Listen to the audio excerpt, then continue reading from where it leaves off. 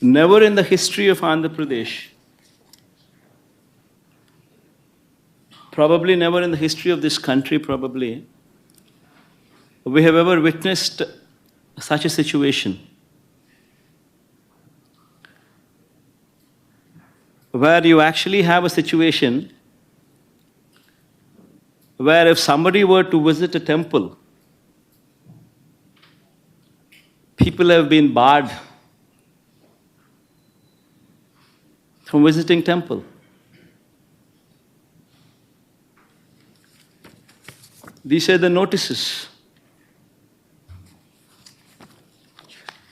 given to Ysrcp cadre, MLAs, corporators, sarpanches, MPTCs, ZPTCs, this kind of cadre. These are the various notices.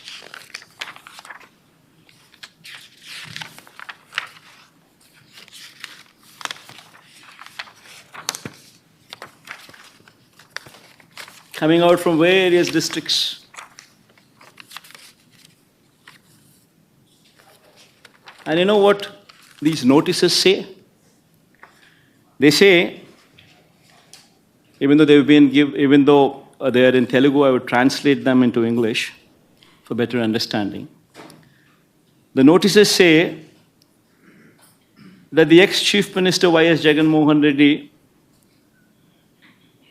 is visiting Tirumala Tirupati Devasthanam, and that program does not have the approval of the government, and if any Karyakarta participates in this program, cases would be booked on them. That is the gist of these notices.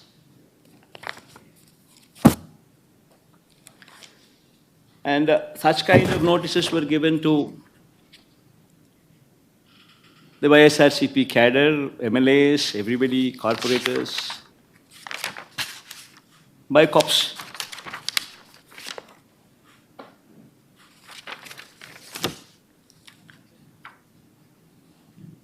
I know the surprising factor is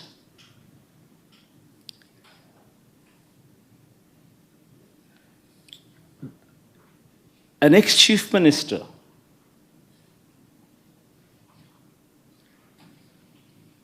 who has visited Tirumala Tirupati Devasthanam temple not once but several times before. Even before becoming the chief minister also, during the beginning of my Padayatra and also during the end of my Padayatra after concluding my 3,648 kilometers of my Padayatra before I returned home, I walked all the way onto the top. And Chandrababu Naidu was the chief minister then. Several times in the past we visited Tirumala Tirupati Devasthanam, even before I became the chief minister. And after I became the chief minister, every year TTD invited me. And on their invitation, I had the opportunity to give clothes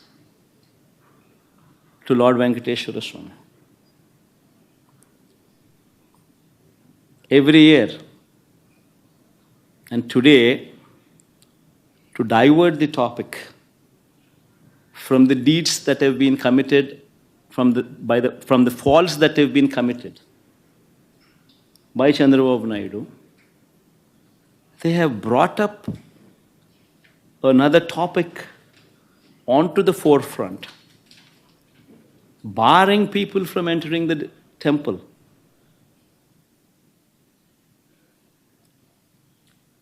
In fact, I'd like to say I like everybody to notice these aspects. I like everybody to see these aspects. What happened during the so-called controversy on laddus? Tirumala Tirupati Devasthanam reputation has been lowered by Chandrababu Naidu.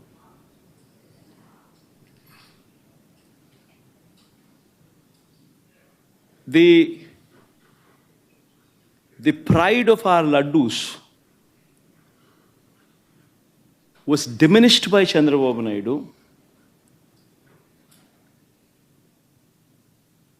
He intentionally planted a seed of doubt that the laddus were not good to eat, even though he knew very well that he was lying. I mean, if one were to just see the facts, what took place. See this, the concept of this procurement of material for preparation of laddus or preparation of prasadams is not new. This has been going on for decades.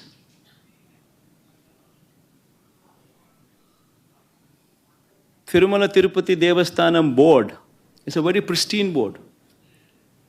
You have people from all walks of life, from different states who are board members. In fact, to get a membership onto the board, you actually have recommendations from central ministers. You have recommendations from the neighboring state chief ministers. Such is the esteemness of this board. Such is the pristine of this board. And these board members work there in a very transparent manner, with the only intent to ensure that whatever they do it for the good of the temple. With that motto in mind, they work. And as far as these tenders are concerned, it's a routine process. Every 6 months, procurement of tender happens.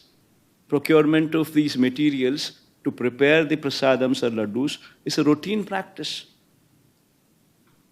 The government does not get involved. It's an autonomous body. It's the board which takes the decisions.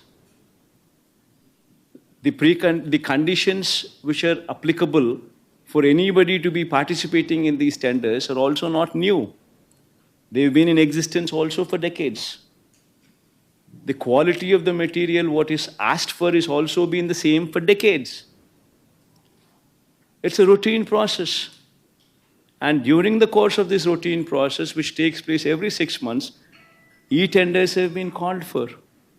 And based on the e-tenders, people who've quoted L1, people who've quoted the least, people who qualify, people who've participated, people who've quoted the least, automatically gets the tender.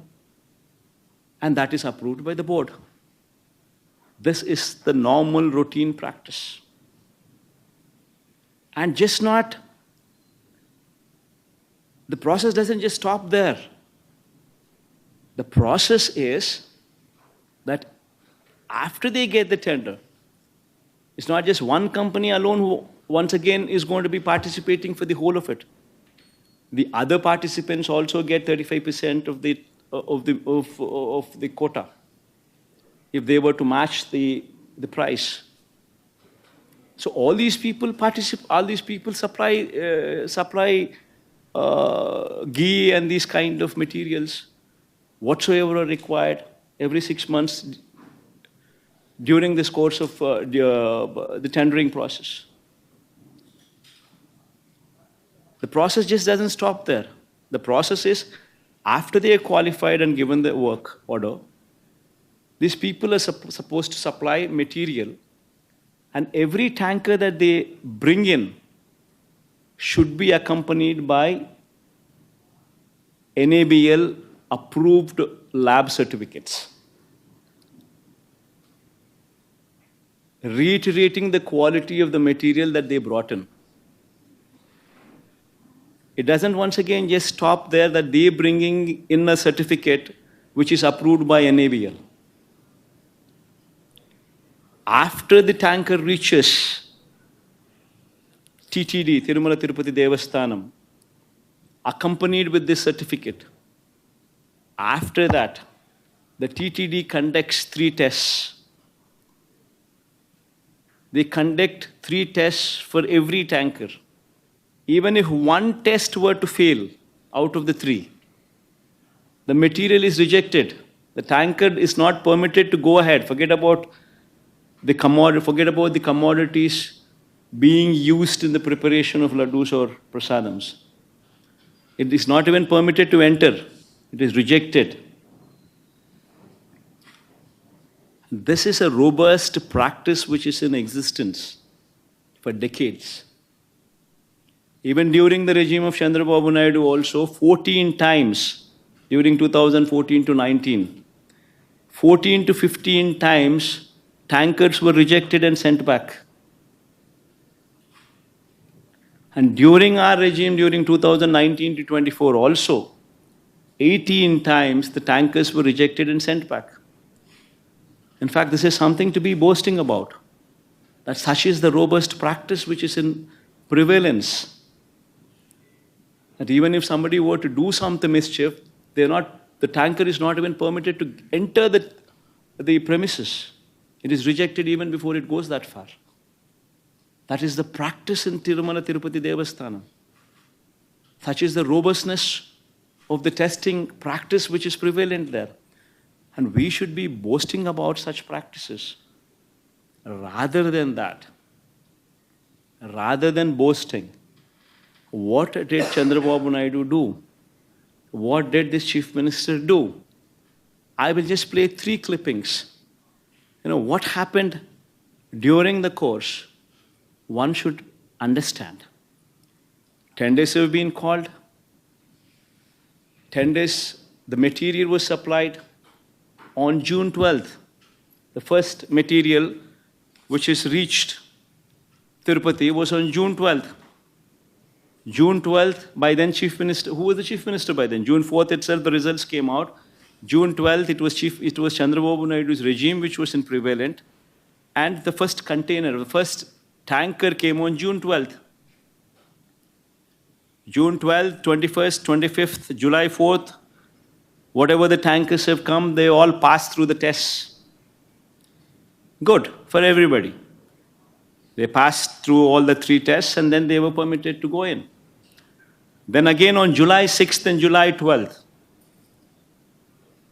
4 more tankers came in which did not pass the test conducted, which did not pass these 3 tests, which were 3 tests conducted on every tanker, and they were rejected.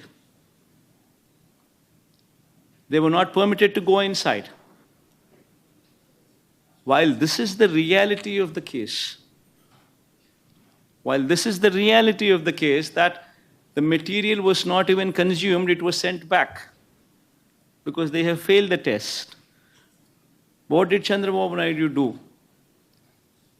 On July 6th and July 12th, the 4 tankers which came in, which did not pass the test and which were sent back because they did not pass the test. This was reiterated by the Tirupati EO, who is an IAS officer posted by Chandrababu Naidu himself in his regime. And what did he say? See, these reports, which were rejected in 3 tests, which were rejected because they did not pass these 3 tests, were sent to NDDB, Gujarat. This NDDB Gujarat lab also came into the picture for the first time. Usually TTD does not, over the decades, never sent their sample all the way to Gujarat. Usually the samples are sent to CFTRI, which is Central Food Technological Research Institute, Mysore. But for some strange reason, first time, NDDB Gujarat was brought into the picture. Fine. On 6th and 12th, when these tankers came and when they were rejected, these samples were once again sent to NDDB. On July 17th, Then July 23rd and 17th, they also received, July 23rd, they also received the results. While the tankers were never permitted to go inside, they were rejected. Now, while this is the reality, that the tankers were not permitted to go in, the tankers were rejected, and a show cause notice was issued to the supplier that these tankers have been rejected and sent back, along with a show cause notice. While this is the reality, what happened during the course? On 23rd July itself, the EO of TTD confirmed this information to the media. I'll just play that tape. The EO on July 23rd itself categorically told very clearly that the samples did not pass the 3 tests.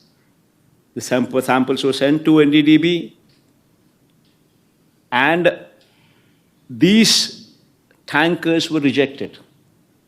So that means the government was aware that the tankers have been rejected and the material was not consumed. In spite of this, on September 18th, that is 2 months later, Chandrababu Naidu makes an intentional statement misleading the facts. Now, what does he say? This man, Chandrababu Naidu, knowing very well that the material has been rejected, it did not even enter the premises of the TTD, yet this man carelessly, or rather intentionally,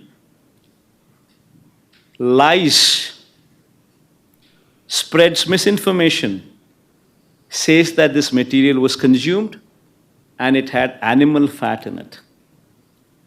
Now, what happens after that? After September 18th, September 19th, the so-called confidential report from Gujarat, the NDDB report, the so-called confidential report from NDDB Gujarat is released from Telugu Desam Party office on September 19th.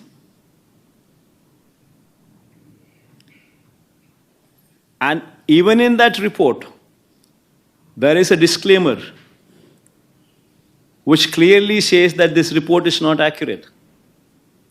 This report very clearly says that these are the S values, these are the standard values, and these are the deviations. However, these deviations could have taken place because of various factors such as these. That is the disclaimer. And in these disclaimers, they very clearly say that if at all the cow's milk is obtained from an exceptionally high feeding of pure vegetable oils, such as repressed oil, cotton or palm oil, such deviation in S values could take place. If at all a sample is collected from cows suffering from serious underfeeding, also you will see deviations in S values. Also, you would find deviations if this milk is obtained from bovine milk other than cow's milk. And so on and so forth are the disclaimers which clearly say that these reasons could all be a part for the S value deviations. And Chandrababu Naidu, knowing very well, in spite of this report, in spite of these disclaimers, in spite of the fact, knowing very well that this, irrespective of all these things, because this ghee did not pass through the 3 tests, was not even permitted to enter the TTD premises, and it was not consumed.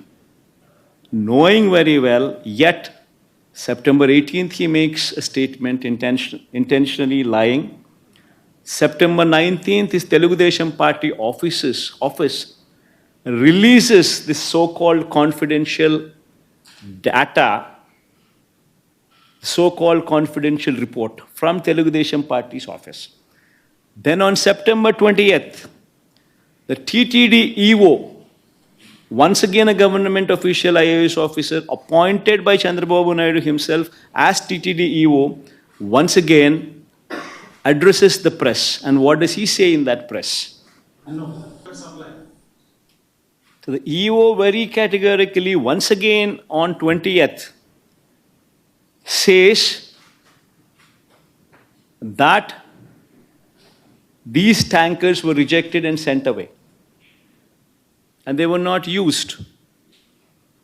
And on 22nd, the TTD EO himself also gives a letter, his report, his findings to the state government. This is the TTD EO signature down beneath.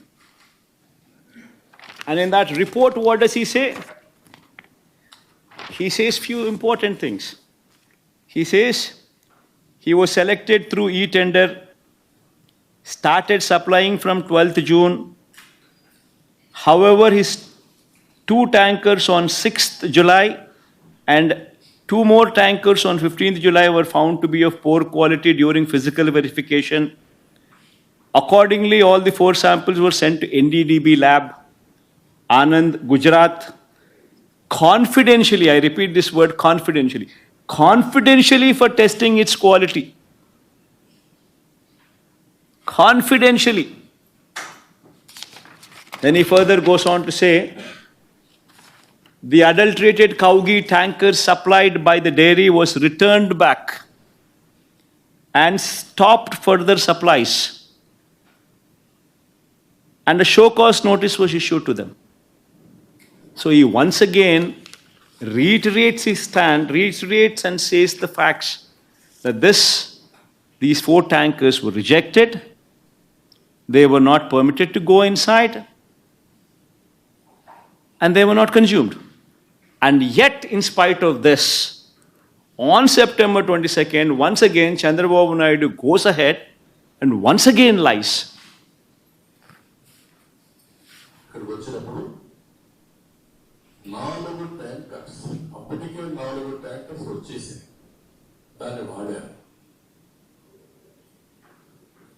On September 22nd, he once again reiterates his lies and says that this impure ghee was consumed. Now, a chief minister intentionally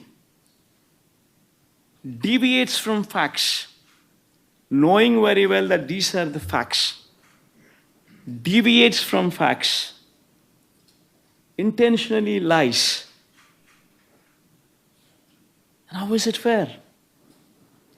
Bringing down the reputation of our temple, bringing down the reputation of Lord Venkateshwara Swami, bringing down the reputation of our prasadams, of our laddu prasadams. Is that permitted?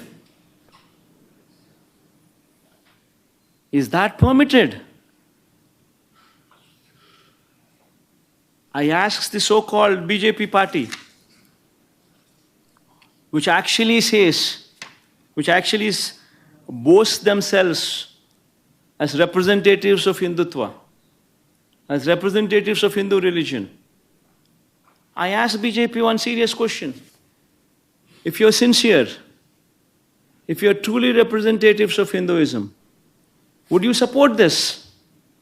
A chief minister intentionally lying, bringing down the reputation of Lord Venkateshwara Swami, bringing down the reputation of Venkateshwara Swami's prasadams, intentionally for political gains. If someone, just because they are part of NDA, if they are at liberty to spread these kind of lies, and yet BJP, aware of all these facts, knowing very well that these are the facts, how can the BJP support Such a person as Chandrababu Naidu without sending him to prison, if at all the Hindutva values they hold are dear and near and are sincere. If one intentionally brings down the reputation of the temple, how is it that the BJP is sitting silent? Worse, BJP joins the party bandwagon. BJP leaders from Hyderabad also come down to Tirupati. They once again try to deviate this topic from Laddu Prasadams to my declaration.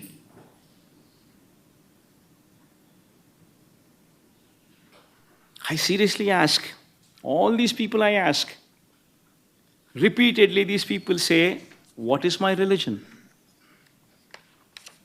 I tell all these people, you want to know my religion? It's not new. Everybody in Andhra Pradesh knows who I am. Everybody in Andhra Pradesh, everybody in this country everybody knows who I am. Everybody knows who my father is. Who is my father?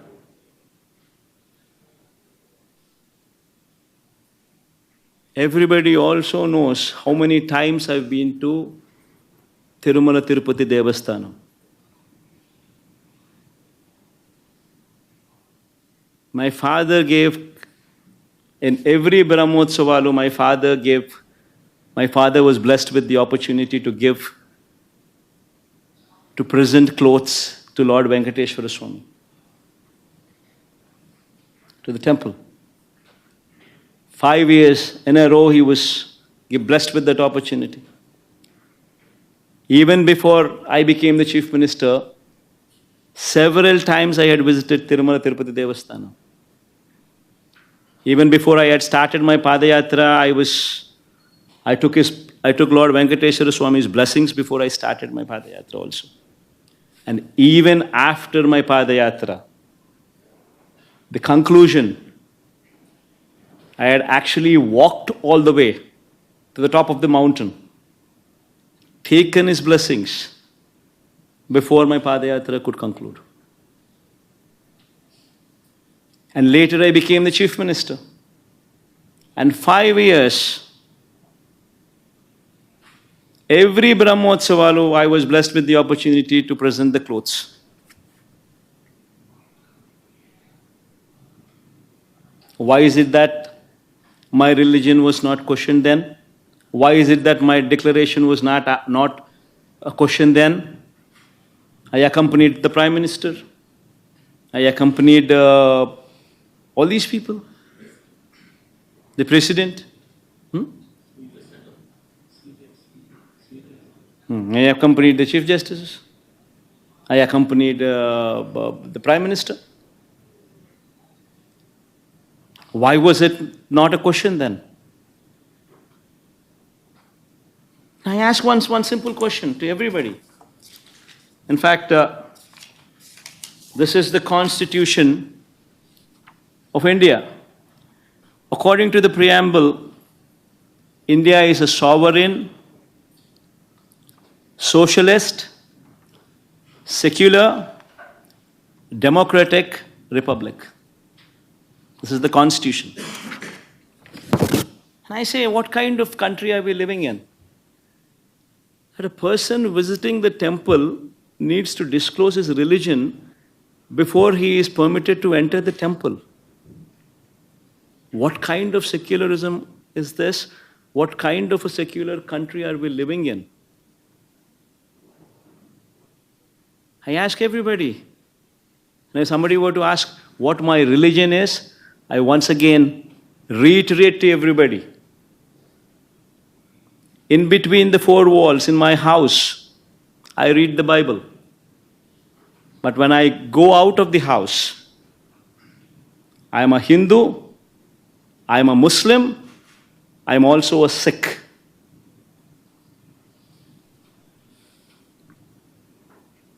I practice their religion, I respect their religion.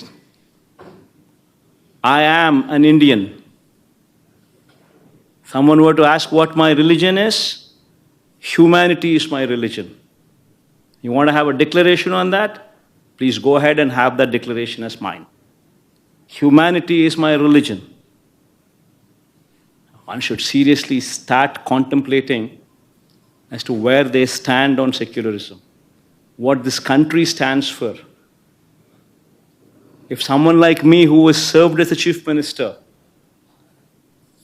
is given these kind of notices,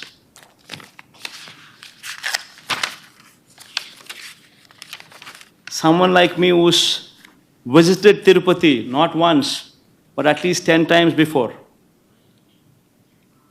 as a chief minister and before that as well, today, for political reasons, is being given these kind of notices.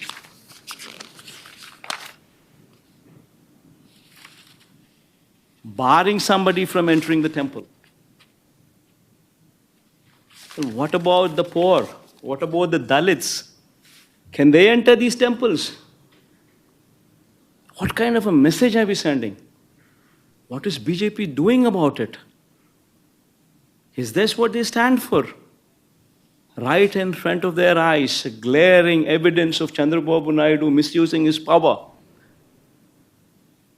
bringing down the reputation of our temple, bringing down the reputation of our prasadams, intentionally lying for political gains, and yet that person is permitted to go scot-free. BJP does not do anything about it, and yet they say they are representatives of Hindutva. Hindutva stands for humanity. This is the first thing what anybody should understand. I think I rest my case here.